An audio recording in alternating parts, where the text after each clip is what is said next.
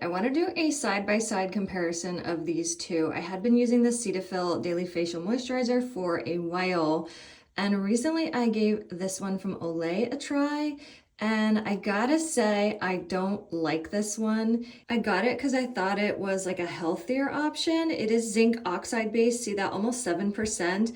And that is what I don't like it, especially in the winter.